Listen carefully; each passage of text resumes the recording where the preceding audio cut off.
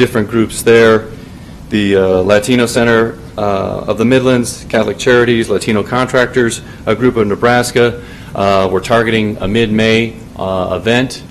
So we're working with several different community resources for that. And then in addition, we're also focusing in on scope-specific networking opportunities. For example, currently there's a very high demand for electrical contractors in the market with Stratcom and Google and a lot of other work going on.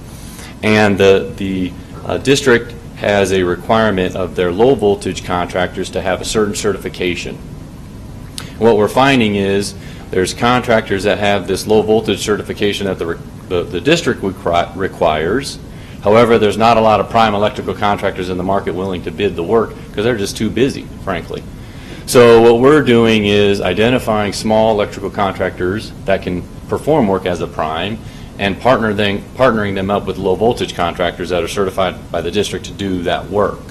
So both sides of this contractor coin are telling us we need to get connected with each other. So we brought in the manufacturer of the data cabling that the district specifies be used, sat him down and said, who are these contractors? Give us the contacts. We have an event set up for the 29th of April at the service center to really set up for partnering. It's not about technical cables, it's about business partnering and the needs that they both have to satisfy really one of those silver lining components where we can find capacity and resources to continue to bid and do work on the district's projects. The plan on page 7, sorry, just kind of moving through, provides the outline and some of the structure for the reporting and monitoring. The big takeaway on reporting and monitoring, and it's been talked about on different agenda items tonight, is we need quantitative data to look at to identify what changes, what different strategies of implementation we should be looking at utilizing, but we have to get that consistent information back to really make the plan living. Because just to have the plan and set it down, that's not the economic inclusion.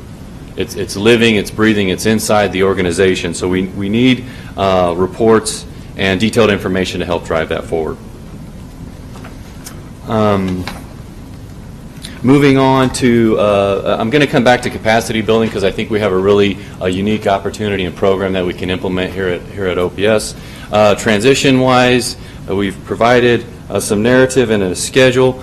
And really what we're looking at for our commitment is over the course of the next 4 months, working with the district's economic inclusion project directorate on transition and really focusing in on educating and training that individual of all the work that's been done to date, introducing them to resources that we've been able to connect with, providing them the outreach philosophies that have been very successful, and then also updating them on all the technical documents that we've changed, which is a large work product in its own. And I know Dr. Turnquist has some other objectives for that individual, but that would largely be our focus from a bond program perspective. The last thing I wanted to touch on were just a couple of successes and highlights that we think are very valuable. The bill that the previous speaker mentioned about the $40,000 threshold being raised to $100,000 in September is a monumental opportunity for the district. Currently, if you look at Appendix B, which is under tab number 3, we provide an example of a program we're recommending be implemented. And really what it does is this work related to portable and swing space contracts is all the preparatory work required for the district to place portables. So it's not leasing the portable or physically moving it throughout the city. It would be the footings, electrical, plumbing, all the craft work that has to happen for those portables to be placed. And then once they're removed, for all of that work then to come back out. So we have the ability right now for anything below $40,000 to use a competitive quote process. And our recommendation is to identify Tier 1 contractors with the appropriate skills and receive competitive quotes from them. The reason why it's critical to identify Tier 1 contractors in the competitive quote process is, in the past, we have asked contractors to be competitive with vendors that do 5 times the number of volume. So from a material pricing perspective, it's apples and oranges. They can't be competitive. So we're saying let's pull away that major barrier and identify opportunity and capacity where we can still follow and be good stewards of the dollars and apply that into the portable construction. There's several other avenues that this can be applied in. We're looking at a final cleaning of the spaces when we move schools or move classrooms inside of a building, the printing and publication component. So again, we're continuing to dig into each avenue of spend that we have to try to identify where is our opportunity, what is the capacity, and how would we execute best against that. One final success story, I think, is the success story that I'd like to kind of end on is we recently had a hard bid, a lump sum project out in the market. In the lump sum or the hard bid, the traditional way of doing work is the hardest area to get economic inclusion. Just hands down, it's just the way it is because you're changing, again, behavior for so long that's been set. However, on the Blackburn project that was just out for bid, we had 2 responsive bidders. Both were Tier 1 certified contractors. And the apparent low, we're working on the formal recommendation, so I don't want to say too much, but our recommendation is that we're working on is to award 100% of this contract to a Tier 1 contractor. It's a contract over $1 million. So that is a major, major win for all the work that's been done and spending of dollars. And I know there was a comment earlier about increasing income into households and contractors that need it. So I think we've seen some significant wins, even though we've really been working at this for a very short period of time. There are, in the plan, there are other items that, that need to be developed. We really focused in on the bond lens. That's what we've been asked to do. So that's the angle of the document in front of you. So I'll open it up for Dr. Turnquist or anyone else. Mr. Evans. First, just thank you for all the work, and it was great to see evidence of the work when I participated with Mr. Vargas and witnessed the whole morning of all the PONCA participants and could see very clearly in black and white they had the dollars, and the dollars were clearly identified that they were breaking out for small and developing businesses where they had purposely taken out a percentage of rough carpentry work, a percentage for site demolition, percentages and dollar amounts for fencing for safety issues, where they're clearly trying to take things out where a very small contractor that maybe was a three-man and woman shop could do it. And they were saying, this is what we're dedicating to this project. And every one of those 3 contractors did that. I have to be honest, I've not seen that done in previous bond issues I've worked with. And I think that commitment that you and your team have expressed to the contractors saying you will have these items in there and you will put it down and it will be on paper and you will identify dollar amounts that are going to be clearly eligible for small developing businesses, and it was just good to see from all 3 of the vendors. One of the pieces that I would like to add in conjunction to this conversation, as we look at that whole inclusion program, and as I listened to Mr. Love's comments too and several other speakers beforehand, we would like, Madam President, we would like to take off the inclusion plan because we think this needs to move forward so we don't lose the things like the PONCA pieces I just described. We'd like to take that position off. Dr. Turnquist and I talked about that earlier, but we think we need to have some more conversation with our community and come back to you at a later date on that, but we don't want to lose the inclusion piece from all the work that Jacobs is involved in and all the efforts that you see here and the efforts that we witnessed recently with that CM at Risk program. But we'd love to take that off of this and probably shouldn't have put it on there to begin with, and that's probably my fault. Dr. Turnquist? I agree completely with Mr. Evans on this because when one of the things Mark commented on was that position would do more than work just with the bond. We need to look at procurement of goods and services. We need to develop that policy that the board has been asking for with board input so that we can apply this in a broader sense to more of our business. And so that position as an internal driving force to spearhead this going forward, does not preclude, and I heard some folks comment on this this evening, does not preclude our engaging with outside consulting services at any time. We engage with consultants all the time in various areas of this district. So none of that is precluded, but we need an internal person to spearhead this in a broader way than just the bond. But I agree with Mr. Evans. The things that have happened with Jacobs and with the things that Gabrielle and Gleitha have done in the community, and that Sharif, here's a perfect example of no silos, Sharif from his area working with us on this community outreach. Can I say something about those numbers on that recommendation that is not coming to the board yet officially? But this has never happened before. On this project, 100% of the cleanup, trash removal, and trucking will be devoted to small business, small emerging businesses. 100% of the fencing will go to small businesses. 100% of the site paving will go to small businesses. 100% of the painting and wall coverings will go to small businesses. 100% of the rough carpentry will go to small businesses.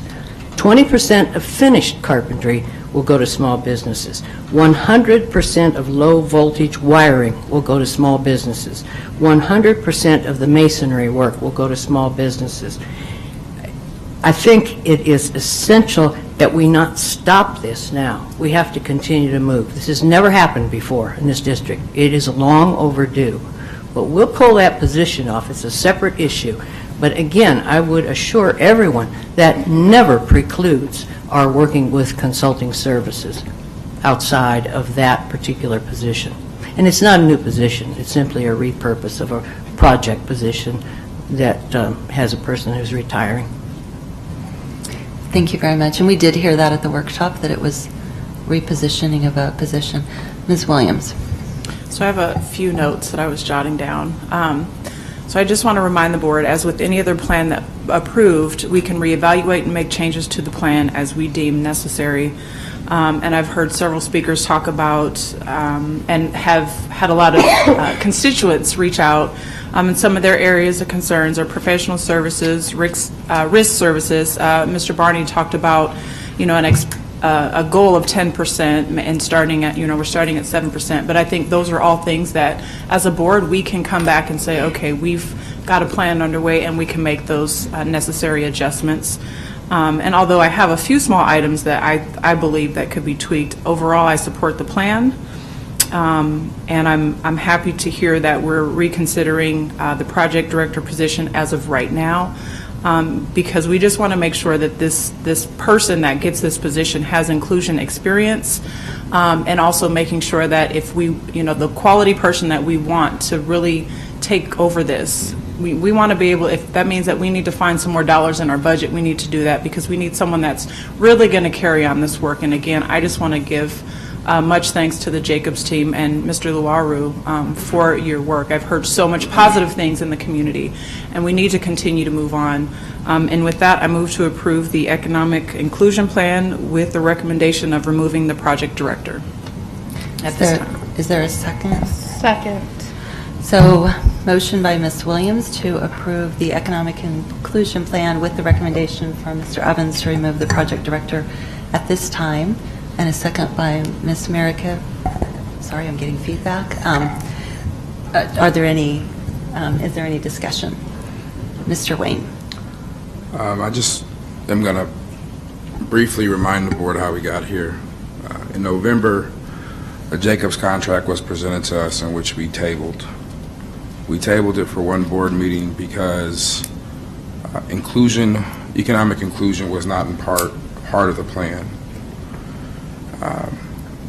Board Member Snow offered to only do the quick start projects and until we develop a plan so we can have a full plan. That did not move. It was approved. We've seen many people in the community confused on the 421 versus 222 versus how much school is getting. I can tell you right now that the parents in the Northwest area, if there were another bond in the next year, would not be supporting it because they felt they were kind of misled on how much was going to go to Northwest. We still haven't got out all the information to the community. I think it's time we step back and make sure we get this right. I think it's important to understand this is not just an Omaha issue, OPS issue, but an Omaha issue. I think we are all looking for the same answers. And so, even though there's a motion on the floor, I believe this motion has priority. I move to postpone this motion until the next board meeting. So is there a second to the postponement to the next board meeting? Second. Okay, motion by Mr. Wayne and a second by Mr. Snow to postpone to the next board meeting. Is there any discussion on Mr. Snow? It's not debatable. It's not debatable. It's a roll call. I think we did check, but, all right. So roll call on the postponement. Gotti? No. America? No. Scanlon? No. Snow? Aye. Underwood? Vargas? Aye. Wayne? Aye. Williams? No. Fay? Aye. It's 4 aye, 4 no. Motion fails. We'll go back to, And we're still on discussion, Madam all President. right, we'll go back to discussion on Ms. Williams' motion. Call. Mr. Snow? Mr. Summers, what is your job title? Program manager. Program manager. Your main job is to make sure that the projects are completed on time and on budget. Is that Yeah, correct? yes. That is your main job. Like I've said before, and no offense to Jacobs, but that's your guys' main priority. I feel that there is a conflict of interest. That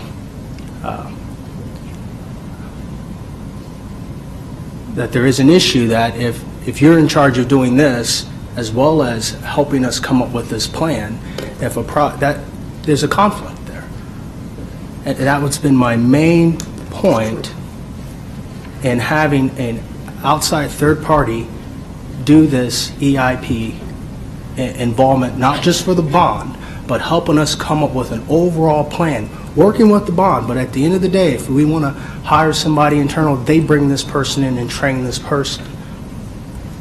This person basically comes, this third party comes and reports directly to the board. And it eliminates that confusion because their main job is EIP. And that's been my whole issue about this. And I feel that, I've talked about it many times, but I'm not trying to get in the weeds. I think in the last meeting when we talked about having a third party lead this, you had board members say that, oh, Jacobs has a plan, they're going to do that. That's fine, but that is not your main focus.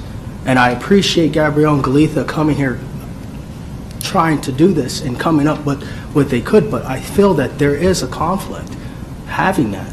You need to have somebody that is independent, that is separate. May I address that, sir? Yes. First, what the board chooses to do with regards to their plan and their program is clearly in your wheelhouse and up to you. I'll tell you, in the 21 years that I've worked for my company, I have never found a project manager or a program manager as dedicated and involved in ensuring inclusion and working with me and the team to make sure that every step of the way that he was involved. Why was that so important? It's because the work of the contract is what we have to deal with. No one knows that better than the technical people. Oftentimes in this work, I have to fight to understand the technical pieces and then also go out and do the outreach and understand what the capacity is to marry them. For the first time in my career, I have someone who's leading our program who I feel comfortable walking away knowing that the commitment on our team is definitely at the very top of our organization. And that also goes to his superiors in terms of our operational leadership. So I can't think of a better person to have responsible. Oftentimes people don't want that responsibility because they either don't have the heart for it, they don't understand the work that it takes, and they're so focused on the other aspects of the program that they don't really integrate it. The only reason that we've been able to be as successful as we have in the 3 months that we've been here is because we've had a team of people, including our design team, our construction management team, and the leadership that has allowed us to come in and change the way we do business.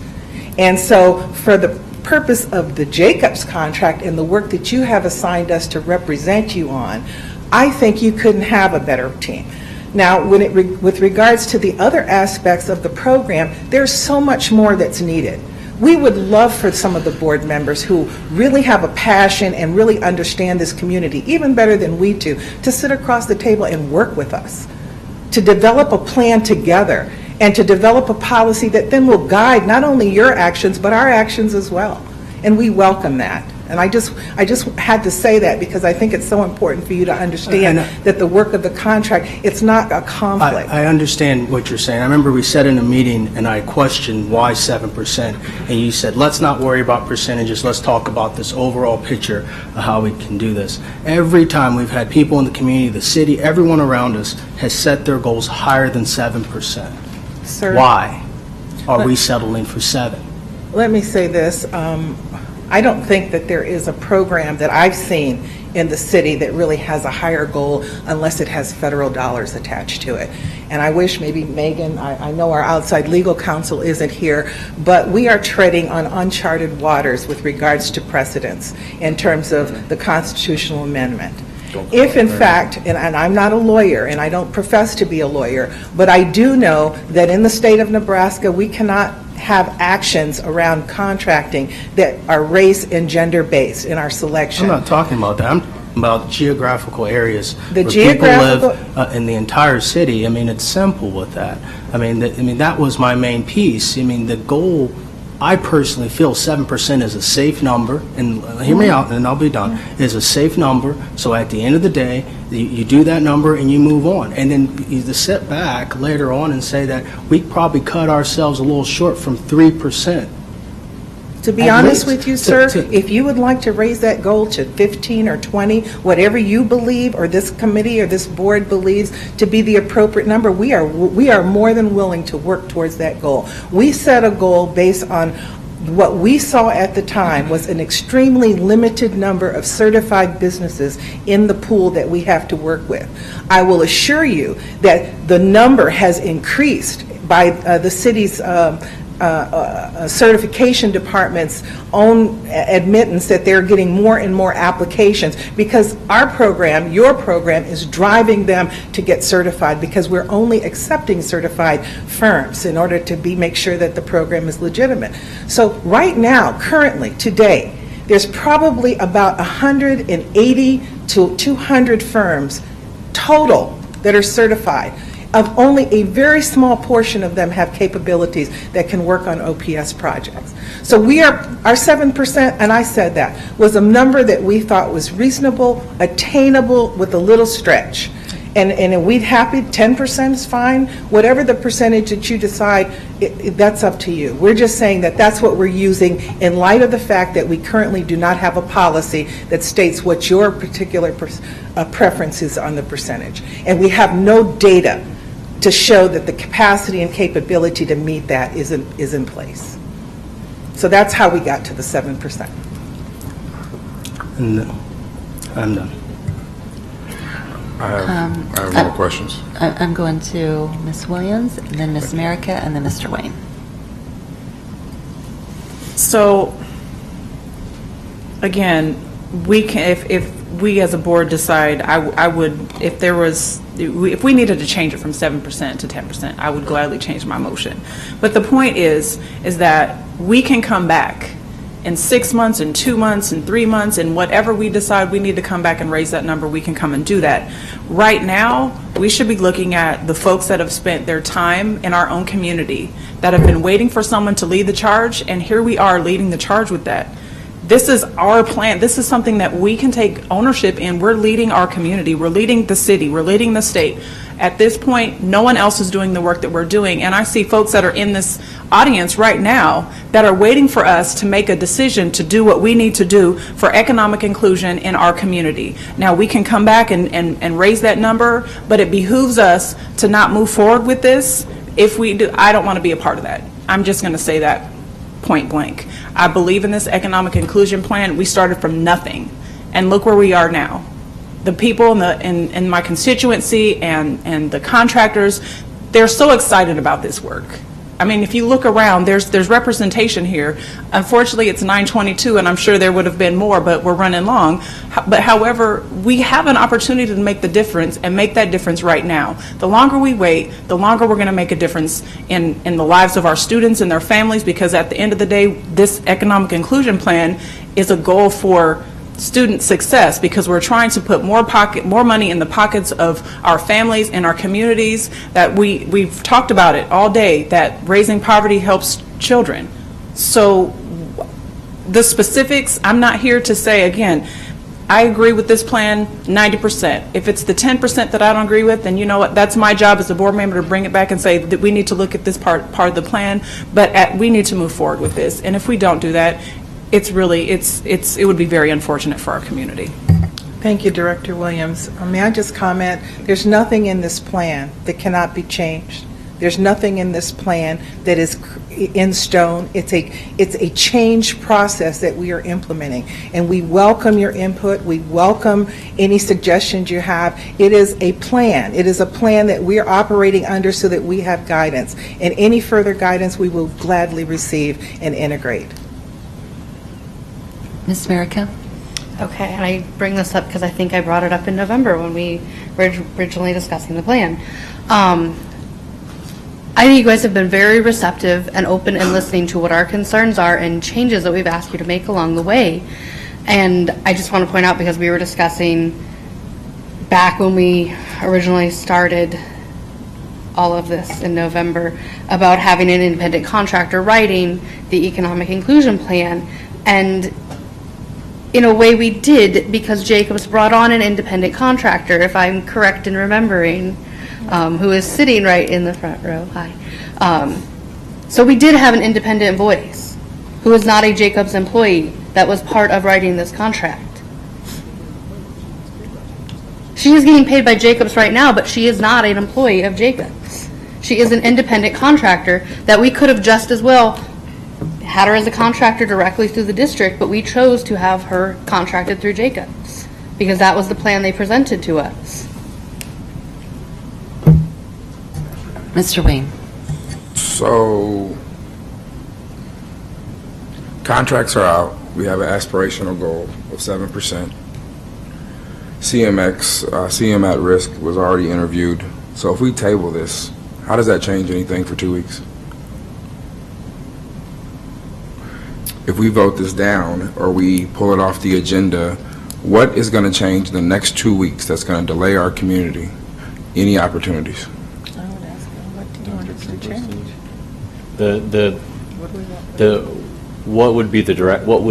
What would your desire to change from an implementation perspective? So all along the way, we've changed contracts, we've integrated all of these processes to maximize opportunities as soon as we can. Right, and that's without a board-approved plan. So you would still continue to do that currently the way you're doing it, even if we delayed it. So nothing's going to change. It won't hurt our community, number one. I think moving forward, there is I think Mark is Mr. Snow is on point about the 7%, but I'll go a step further. 7% is not the whole $2,421 million. I sent the email asking, what about the $59 million that's other for site preparation, et cetera, et cetera. The reason why I ask is because Omaha is a lead-based site that was for years. We have a lot of minority contractors who know how to do that work, but that's not part of the 7% included. We also have a contingency of $67 million that we just heard could be included if we decide later on, or maybe not. But bids and contracts are already going out. So it's up to this board. We had a training last week where our trainers talked about answering questions, not telling people how to vote. Let me be clear, no open meetings violations, but answering questions to clear up any concerns that people have. Since that meeting, me and Mr. Stummers have missed each other. I have met with Jacobs, but staff has not talked to me, and has they talked to any other board members who brought up the 7% concern? Have we had any dialogue about how to build a consensus so when we do vote on this, we have a 8-0 vote if Ms. Underwood's here, a 9-0 vote? Because what we're talking about is 7% and 421 versus 220 million. That's a difference of almost $15 million that can go into North and South Omaha. We can raise it if we choose to. I'd rather be short on a 12% goal and have an end result of 9% than to be short on a 7% goal and have an end result of 6%. But we can have this conversation.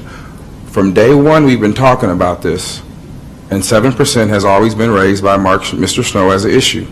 Last week, we had a conversation, 421 was the issue raised by us. And we sat in a board training and said we're going to start answering each other's concerns and having dialogue about it. So we can have a split vote tonight, because I'm voting no. I'm standing my ground, and I can explain that to people. When I look out and say it's 421 versus 222 and it's only 7%, and I wanted more than that for this community. Or we can move this and pull it off, withdraw the motion, we can bring it back next week, and maybe it is 10% for phase 2 down the road because these contracts are already out. The contracts are already out. We've already selected people. Nothing will change in 2 weeks, but us building consensus about, okay, what is feasible? Because you know what? It might not be 15%. It might only be 10. We heard a speaker say 10. Why isn't it 421 versus 22? I haven't got an answer on that yet, and we've missed each other. But I'm voting no, and I hope people stand their ground, because then it dies 4-4, and they have to bring it back. This is an opportunity for us to say, do we want to build consensus and have conversations and answer concerns, or do we just want to have split vote on an important issue like this? I'm going to just go back and address one of your concerns about the budgeting models and Mr. Summers provided. So item K3, if you had looked at your, I don't know if you looked at your receipt of reports. So there's the information there on how the program money works, and clearly you just said in the contingency, as that money moves back into the bond program, it becomes part of the percent that is included. So I think you've been pretty clear on that and shared that with us. I think all along you've been very clear in the program and in the information that you've presented to us. I appreciated Mr. Barney's comments this evening, just saying, let's move forward, let's do this for the community, and also appreciated his comments related to that person that wakes up every day and says, hey, this is my job and I want to make sure it works. So I've appreciated the fact that Jacobs included in the fee that you charged us, so it was all built in the entire building of this economic inclusion plan, which allowed us to not take money from general fund and education of students, and allowed us to be able to use the expertise that you had. So from that standpoint, I appreciate that. And I agree with Ms. Williams that we should approve this. We've had a workshop on it. We've had plenty of discussion on it. And the opportunity to make those changes down the road is there. But let's make a statement to the community and say we're moving forward and we're ready to go forward with this. So, Ms. Williams. I just wanted to answer the question that was posed. What do we lose if we wait 2 more weeks? We lose a vote of confidence with our community. There's no difference than bringing this back in 2 weeks and bringing it back in a month and say, okay, we've had a month, this plan is in place, now we want to bring it back in a month and we need to change from 7 to 10%. At the end of the day, our whole entire community is waiting on this. And I truly believe if we delay this, we are going to definitely lose the vote of confidence, and we're also going to lose some leadership in the economic inclusion arena. We are here making huge strides that no one else has yet made. We are leading this work, and I think if we delay that, we lose the opportunity to benefit our community. Mr. Vargas. Thank you. I'll keep it short. I don't think we're going to lose the impact. I don't see a detrimental impact for delaying this. And I want to echo that. Taking time, additional time to make sure there is more consensus, and we did talk about this in board workshop, is hard. Is hard. And I don't believe that the community is only going to see, and obviously because we're seeing many different perspectives even from public comment, some think this is great, we're ready, let's go. Some are like, we're not ready. I've talked with a few, and I'm sure Ms. America has too, heard from mixed messages from even my community in South Omaha that are not happy with, recruitment or outreach. And if there's still this feeling of this not satisfied yet, and even there's more to learn and incorporate, and whereas this truly is about more collectivity and consensus, that is going to send a stronger message.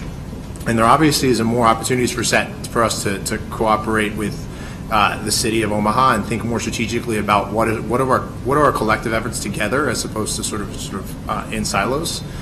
I don't think we're there yet, and I also want to make sure the message is that this is we're taking on a strategic endeavor, and not voting on this is somehow going to act, because I actually believe that you have the best interests of OPS in mind. Absolutely. So much that even if we didn't move forward, you're still going to operate with the same level of reflection and confidence and direction to make this a priority of yours. So I think that I want to state that because that's why we hired you. So that's why I don't see this as a detriment to not move forward on it, because you're still going to do that because that is who you are. This is more to be strategic and to make sure we're all on the same page and we feel like we're communicating a very aspirational and ambitious goal for something that we truly do, as Ms. Turnquist said earlier, has a lot of momentum. We're seeing things we've never seen before. This is an opportunity to shoot for the stars.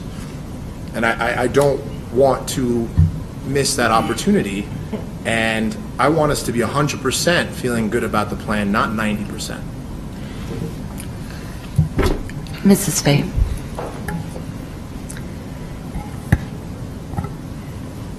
So I want to address just a couple of things because I've really tried to watch and learn as much about this as I could, and was able to sit down with you all and Mr. Snow, and I specifically asked Mr. Snow to come to that meeting because it's something that he's invested a lot of his personal time and interest in and learned a lot about, and I really do value the some of the expertise that's on this board. I understand it's a different kind of expertise than what you all have. I'm not making that comparison, but I am saying it's something that I value the connection that my colleagues have to their constituencies and what they're hearing from their constituents that may be different from what I'm hearing from mine.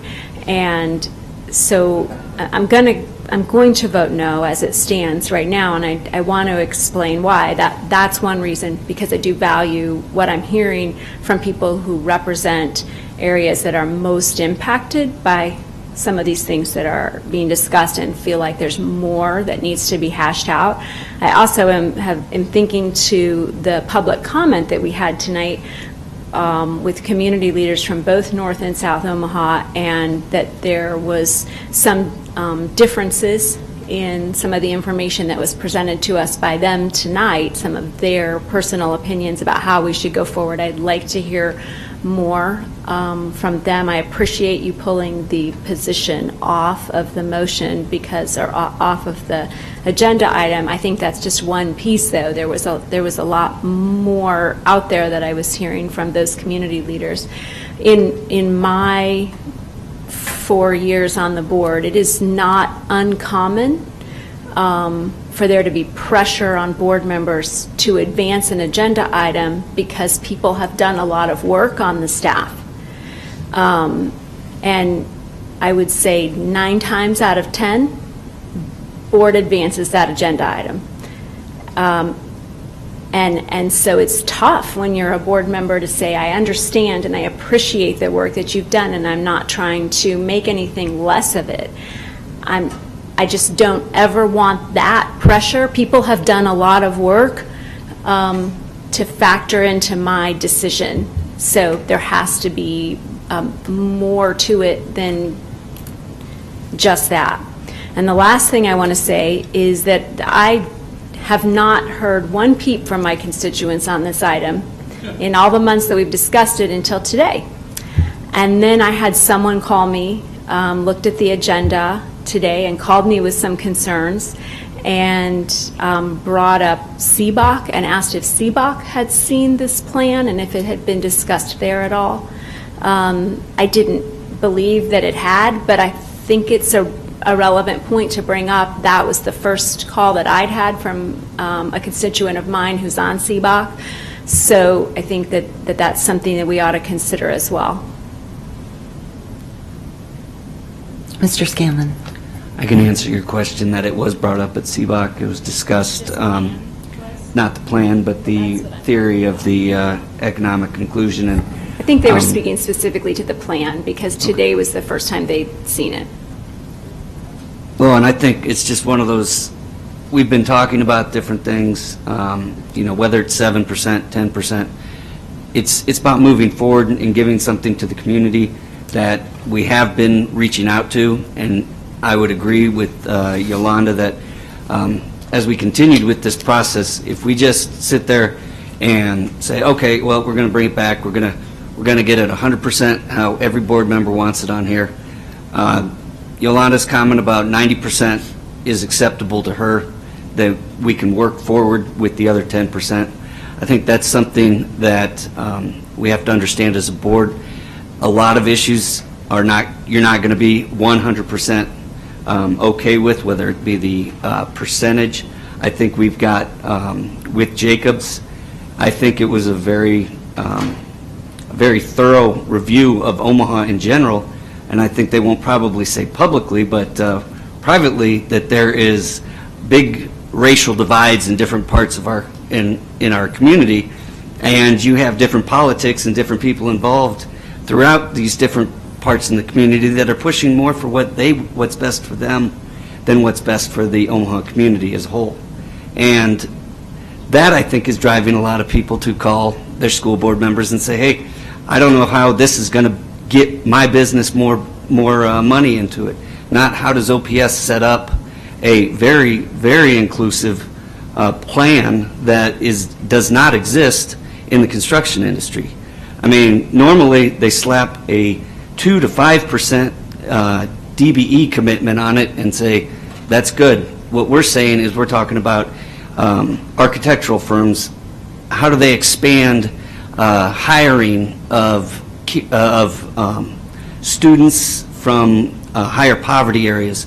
This is going well beyond anything that exists out there, and to sit there and continue to delay it time after time because we don't have it, is it 7, is it 10? We had a third party with Jacobs outside, and I mean third party outside of the Omaha community, come in and assess this and say 7% is what we think is attainable. I can tell you in the construction industry, we don't have a lot of DBE businesses in Omaha. You want to keep it local. You want to keep them into the small and emerging businesses.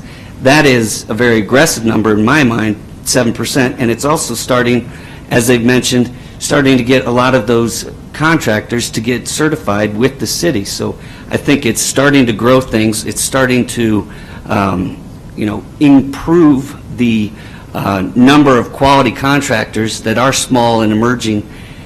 And we haven't set it forth yet. And, just one of the things that I said in the board training meeting is that oftentimes our board leaves a very wishy-washy direction and very indecisive, and it goes back and forth. I don't believe we're going to have 100% agreement on all the specifics, but it is, all of us, I think, can agree that the economic inclusion plan is something that we want for our school district. And I think that in order to send a message to our community and to the contractors that are out in the audience that, hey, we're moving forward with it. Yes, we will continue to adapt and perfect it as we go through, but we're moving forward with it. And, I think we need to do that in order to send a message to the community that, yes, we are committed to this. We're not going to continually table it time after time. Thank you. Was there, Ms. Merica, did you have one comment? I did have a couple of things, actually. I do represent South Omaha, and I did get a lot of phone calls this weekend, a lot of them after the article in the paper on Saturday. And I would say they were split about 50-50. And I think that falls back to what Matt said about different people looking out for different interests and things in the proposal. But the majority of the people who were not supportive, their issues were related specifically to the position, which is really a moot point at this point because we've removed that from this motion. I just want to publicly say I have felt no pressure from our administration regarding this, absolutely none.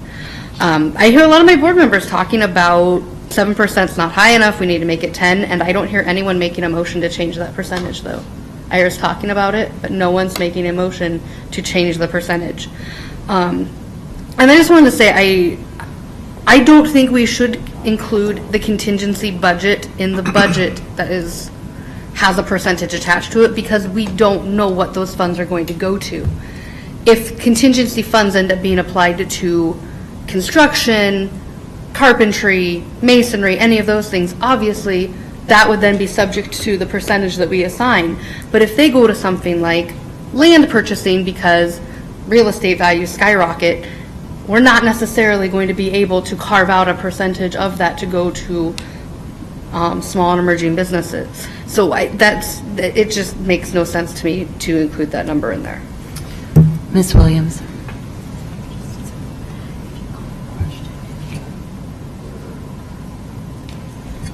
Mr. Snow? Okay. I have made several recommendations to Jacobs before that I wanted the number to be higher than 7%. As to the third party doing this, I sat in Tony Turnquist's boardroom and talked about my problems of I wanted a third party, and this isn't my interest. This isn't me advocating for somebody, but this is me advocating for my community. And I'm not going to, and take it as you can, but I'm not going to say, well, here's 7%, North and South Omaha, we gave you something. I want us to sit there and say, we're going to maximize our opportunity. Just like what Mr. Wayne says, we're going to set the goal high, and if we fell at a number. But we're not going to sit there, take this number, and move on. We're going to sit there and demand greater than that. And that's been my entire conversation about this. My entire conversation about this. When we had this entire conversation back in November, so it's not me bringing this up at the last, can I finish? It's not me bringing this up at the last minute. I've been talking about this stuff since November.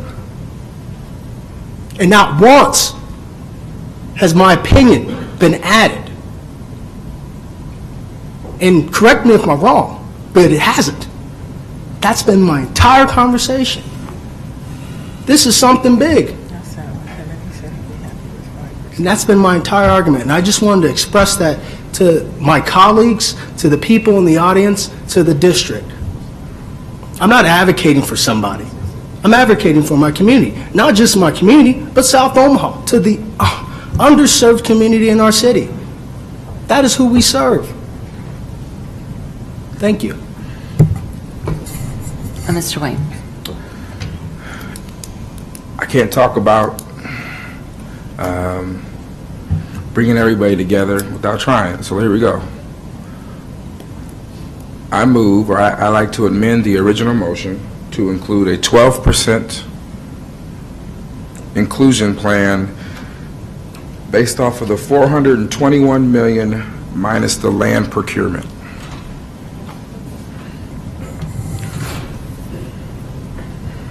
Second. Okay. There is a motion, or an amendment, by Mr. Wayne to amend Ms. Williams' motion for 12% on, what was it, what's the number, 390-something?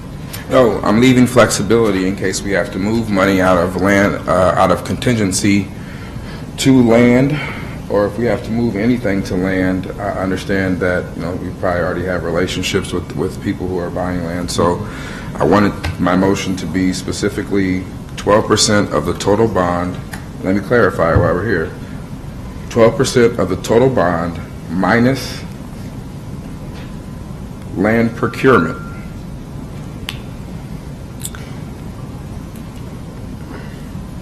Explain program administration. Program administration is really made up of two components, our contract, and then there's a small budget identified for owner administration, the legal fees, other services that are provided around the sale of bonds, all of those other components. That's what that line item's tied to. So how would 12%, how would you determine whether you met 12% on that program administration?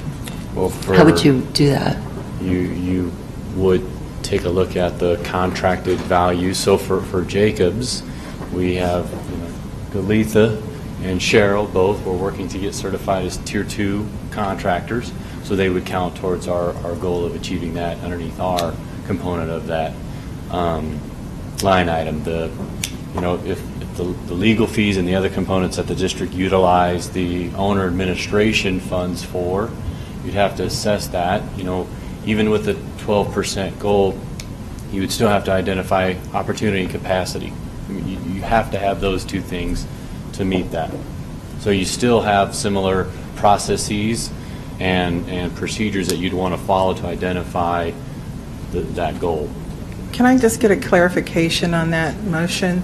Was this a goal for all of OPS procurement, or is this just a goal for Jacobs' managed bond program? So I'm trying to understand, is your goal just for our plan? Well, and you have no goal for other OPS work? Well, yeah, that was the whole idea. That's a great question, because Because Jacob's before this, we had Jacob's recommendation is for the board to create policy regarding everything else outside the bond.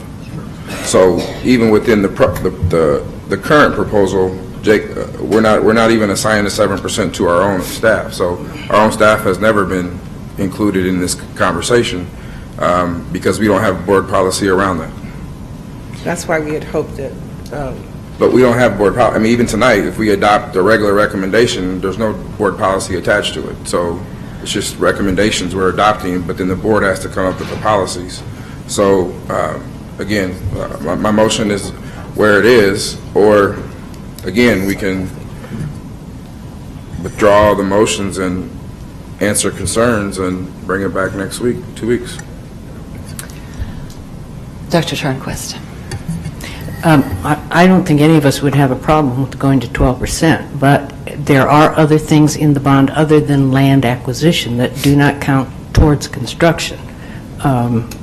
Bringing on board construction inspectors, for example, we're going to need a couple of those. Some of that 421 is an inflation factor. Now, ultimately, anything that ultimately goes to construction, that 12% could be applied to. And we don't have a problem with that. You want to raise it to 12%, we're comfortable with that. So you're saying 12% on actual construction costs, which is... Yes, but I think there are other services, am I not correct, Mark, that we could include there? For example, signage. You know, we have to get a firm to do maybe some printing. Right. So those things also would be included in that 12%. We would be driving towards 12% on those things as well as on construction. But there are some human elements, and there's an inflation factor that you can't apply the 12% to.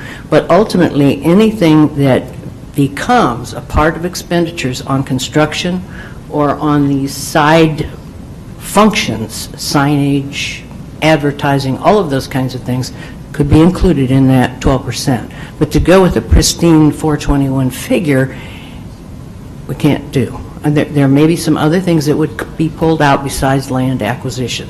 For example, construction inspectors, that sort of thing.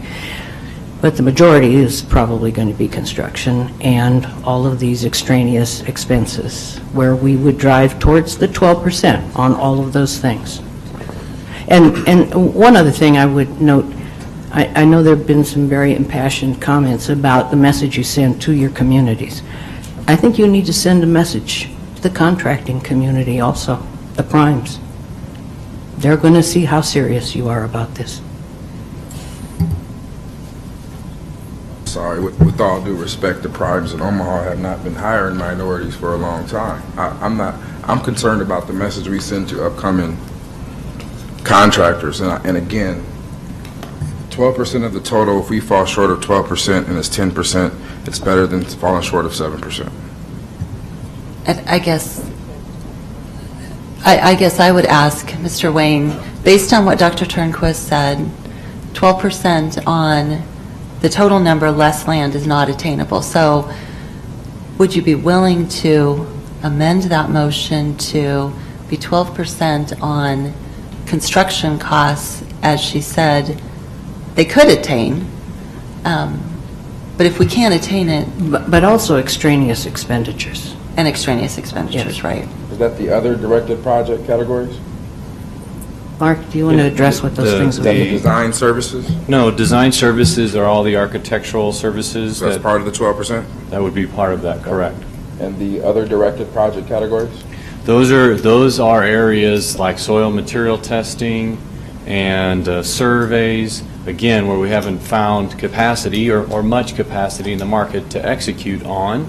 It could be part of the goal if that's the desire of the board. Just want to make sure that there's awareness of opportunity and capacity, have a lot of opportunity, need to find and grow and develop capacity to do those specific services.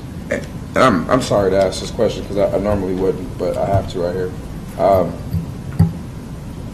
If we set the goal of 12%, I mean, don't you as Jacobs want to be included in that 12% in the program administration? If you're going to oversee our inclusion program for the bond, you should be setting the example. So that's included to me. So I don't know what we take out. I mean, again, no, I'm not amending my motion right now. It can fail, and we can go back to the drawing board. But I think 12% minus land procurement is my motion, and I believe Mark seconded that. Dr. Turnquist, did you have one more comment? Well, I was simply going to say we'll strive for 12% across the board, that's all. And you've already commented, many of you, that we may not be able to make it if the capacity isn't there. But we certainly would welcome that as a goal. Mr. Evans. Thank you, Madam President. It certainly is within the board's wheelhouse to choose whatever number they want to choose. Although it does remind me a little bit of NCLB when they picked a year out of the hat and said, we'll be at 100% at this year. And I'll never forget going to meetings, they'd say, well, how'd you determine that number? We just did. We just did. It was arbitrary and capricious. So it's up to the board. They get to choose. But I'd like it based on data and what the folks who have been out in the community really working on it. I personally prefer that, but it doesn't it is the board's decision. They get to choose if they want to pick a number out and say, this is our number, and we strive towards it. And I think that's what Dr. Turnquist said. Well, maybe it is or maybe it isn't real, but it's better to have that than to be in an area that we're, by the data, familiar with what capacity is. And what I heard you say originally is that there looks like there might be some movement on that current data. But again, that's the board's decision, and it was Congress's decision with NCLB, and we all know where that went. So is it better to do that, and does it actually help you more? Or does it discourage participation because you've set a limit that some folks will say, gosh, I can't participate in that? I don't know, and I don't know the answer to that. I wouldn't preclude to know more than you guys who have been working in the field on a regular basis. But I hate to, in one meeting, just suddenly go from here to here without really understanding those dynamics of it. And what I also heard from the first of the meeting was, as I was listening to the board members, I think I heard them say, this whole thing is amendable. This whole piece is adjustable. It's a living document as you look at what we are discovering. Right now, this is what we know about the data. Here's what we know about the community, but we're willing to keep ratcheting that up. I think that's what I heard, because we're going to push and work with our community to find out where that point is, that pressure point that does give us the most we possibly can get in the most effective and efficient way. And I think that's what everybody's after. But I just struggle with just pulling a number out and just suddenly layering it on everything. It just seems a little arbitrary and capricious to me. Well, let me respond to that, since it's my number. It comes from the reports done by the city and the Metro Community College, which says our community can do up to 15%, one sided 14%. So it came from a place, and I actually lowered it by that. And I believe your team was familiar with that study too. And it was talked about in one of our meetings about 15% or 14% from the city, and Metro saying the same thing. I'll let you respond to that, and then we'll go to Mrs. Fay.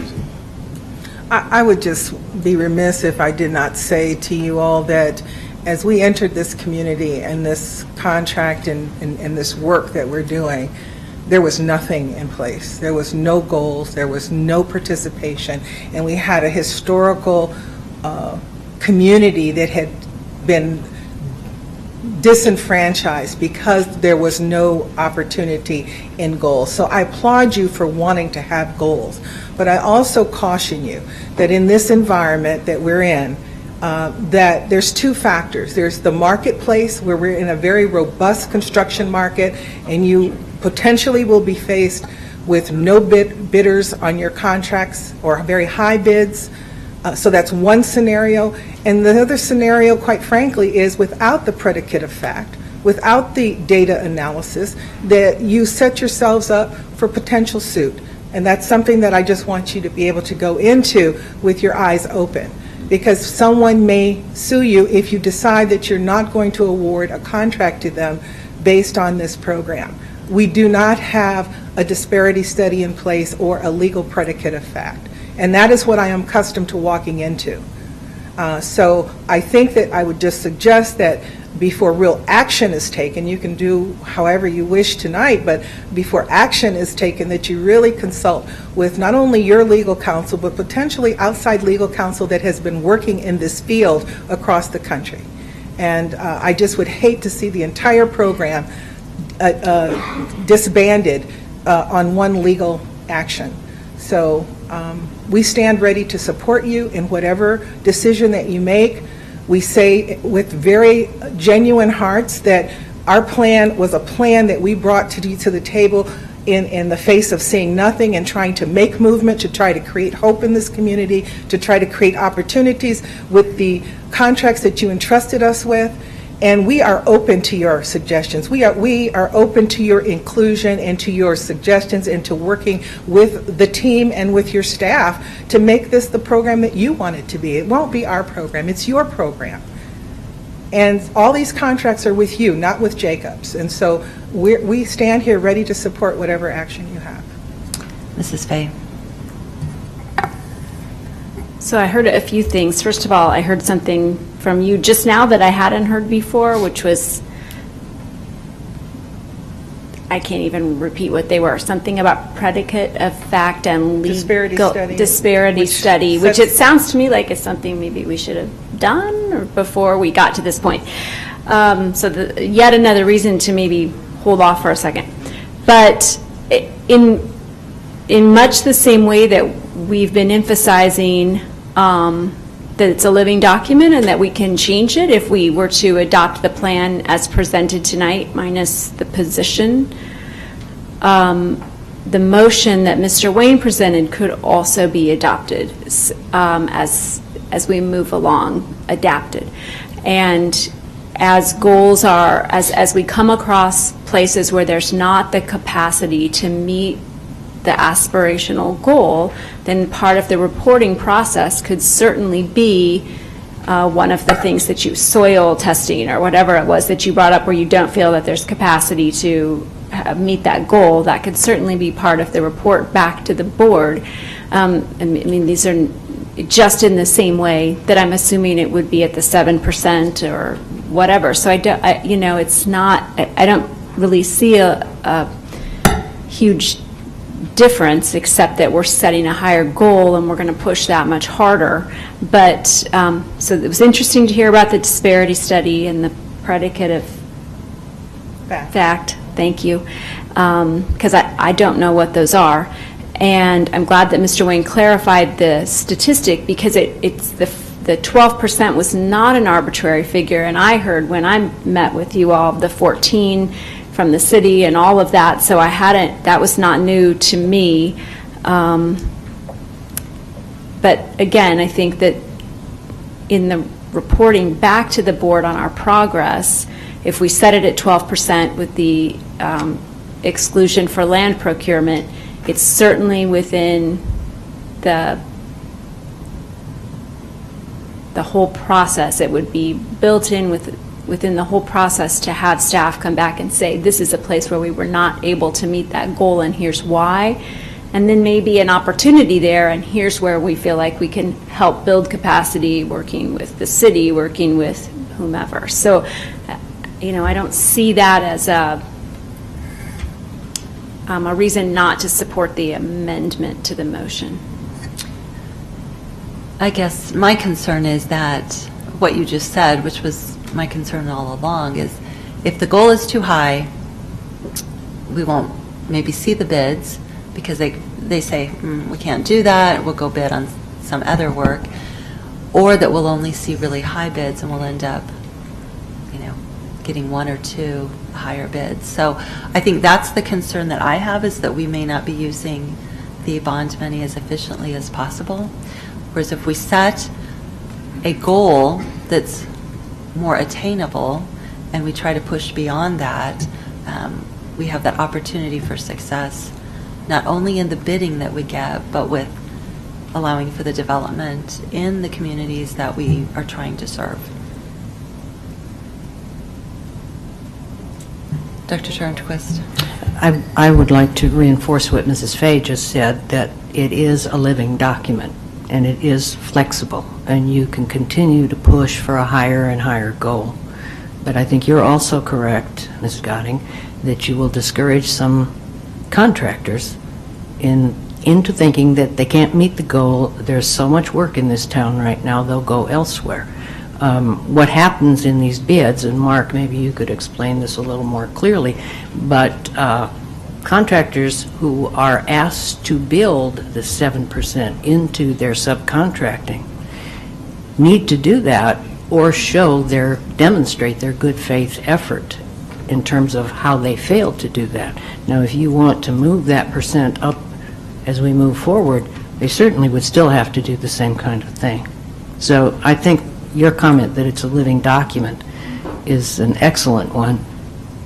I would simply ask you to look at the substance of this entire document and not let us lose momentum right now, because there are things happening that have never happened before. Mr. Wayne is also correct that primes haven't done that kind of hiring in the past. We're trying to move that.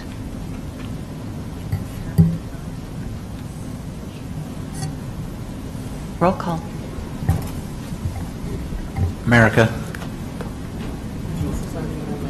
it's on the amendment, I know. No. There was a request to clarify the motion. It was Mr. Wayne's amended motion to approve the inclusion plan with 12% of the total bond minus land procurement.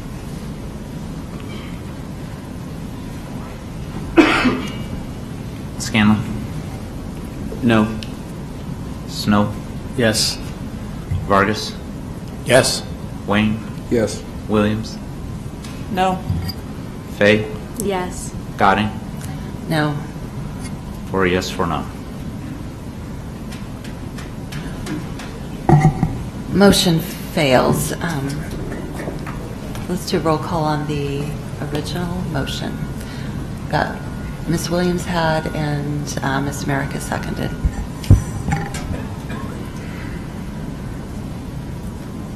Which was the economic inclusion plan before us, excluding the project director position. Scanlon? Aye. Snow? No. Vargas? No. Wayne?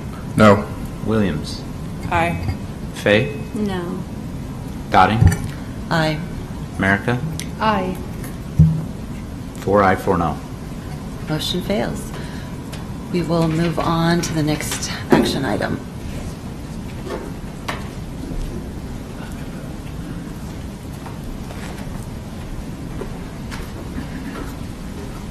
Okay, we'll go to J2D, grant fund budget adjustments. These are the items Mr. Wayne pulled off, so we'll go to your questions. I just got a general question and part of it was we put out a job posting regarding economic inclusion prior to the board adopting the strategy. So my question for really all the next 4 or 5 of them is the inclusion 7% included? Was it included in the RFP, RFQs? Is it included in the contractual language? Is the aspirational goals in there at all? And if these are one single companies, then how are they diverse and how do they plan on having people from the community in their organization? Let's focus on the grant fund budget adjustments. Then you have 6 items. Move approval. That one pulled off. Okay, so is there a second on the grant fund budget adjustments? Second. Okay, motion by Mr. Wayne and a second by Mrs. Fay on the grant fund budget adjustments. Any discussion? Roll call, please. Snow? Aye. Vargas? Aye. Wayne? Aye. Williams? Aye. Fay? Aye. Goding? Aye. America? Aye. Scanlon? Aye. 8 aye. Okay, now let's go to J2E, F, G, H, I, and J, which are the questions that Mr. Wayne had. So is Dr. Turnquist, are you answering those? Yes, the same answer would apply to all of those, in that we are required by board policy to take the lowest dollar bid, all other things being equal. And also by I'm going to ask Mr. Kramer to tell me if I'm right or wrong on this. I believe it was a 2003 judgment of the Nebraska Supreme Court affirming the same thing, that we have to take the lowest dollar bid. And there is no requisite for that inclusion. As for a diversity plan within a company, we don't have the authority to tell a company what its internal plans should be. I would make one note on one of those, on the electronic recycling services. The winner of that bid with the low dollar bid is a woman-owned small business. She's not a Tier 1, she's not Tier 1 certified yet because she didn't know about that, but she is in the process of getting certified. If I might, the straightforward answer, Mr. Wayne, is that we currently have no policy with respect to general procurement that would require any sort of an economic inclusion component within procurement. I know Dr. Turnquist has indicated that at whatever point we get the bond program put together. She would next like to turn her attention to a broader district-wide plan, including procurement, and so that's the reason none of those other items on the agenda would include it, with the exception of, is the Downs, is that Downs Electric one of them? Downs is that's one of the bond items. And so I think that the contracts for that may actually include a goal in them for Downs, or does it not? This particular one does not. Does not, because we haven't adopted a plan yet. So then my question is, how do we go around the lowest bid with the bond and everything else? We don't go around the lowest bid with the bond. It's an aspirational goal. So we can include it right now in our policy. We can include it right now with our procurements today, right? What in policy has to change to stop that from occurring right now? Well, we have to have 2 readings, we have to publish notice and do all, so you could adopt a procurement That's not my policy. question. My question is, right now in our policy, can you do that? Within our current policy, can you do that? No, there's no provision for it within our current But policy. we're currently doing it outside of that with the bond. So we're currently operating outside of our policy. Why can't we do the same thing with this? The Downs does not include any aspirational goal, and as I understand it, the bids will not include the aspirational goal until you approve The a bond plan. ones? Pardon? I would say that award of any contract inside of the bond, economic inclusion is a goal, but it is not a mandate. The contractor, and I'm not a lawyer either, would not be found in default of their contract if they didn't meet this goal. So contractually, it's a goal, we're driving them towards it, we're asking them to furnish all of the documentation trying to get us to that desirable outcome, but contractually, at this point in time, we haven't found any grounds to identify that as a default of contract. And your question is, can you do that in procurement? We could do that in procurement. I move approval. I don't know if Robert Rules of Order allows me to do this, but our bylaws say generally follow J2E through J2J. Approve all of them. Okay, so a motion to approve J2E through J2J. Is there a second? Second. Motion by Mr. Wayne, second by Ms. Williams. Any discussion?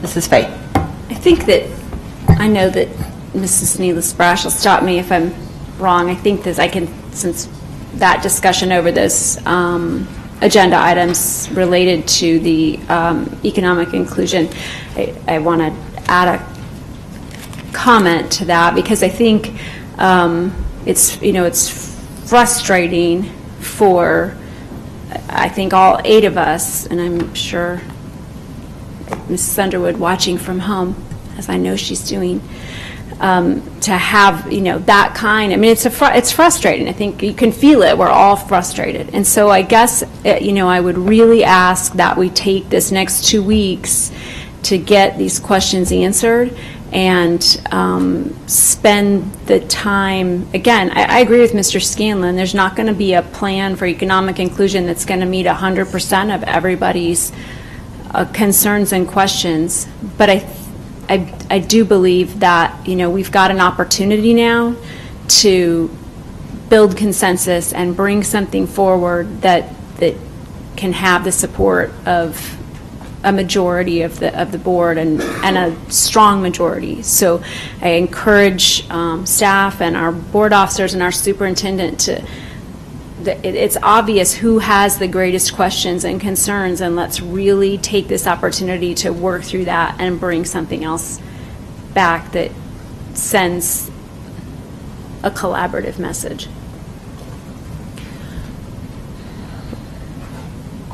Dr. Turnquist. And I appreciate your comment, Mrs. Fay. Would you identify for us again exactly those major concerns? I know Mr. Snow's major concern was the percent. I think that's probably something. You know what? Let's do this. Let's do this. I'll work with Yes, board thank you. members to get that Okay. taken care of, and let's do roll call on this vote. Vargas. Sorry, can you repeat the motion for this? Mr. Wayne made a motion to approve J2E through J2J, And it was seconded by Ms. Williams. Yes. Wayne? Williams? Aye. Fay? Aye. Gadding? America? Aye. Scanlon? Aye. Snow? Aye. That's eight aye. Motion carries. Let the record reflect the meeting is adjourned at 10:16 PM. There is no closed session. Please take a look at the receipt of reports.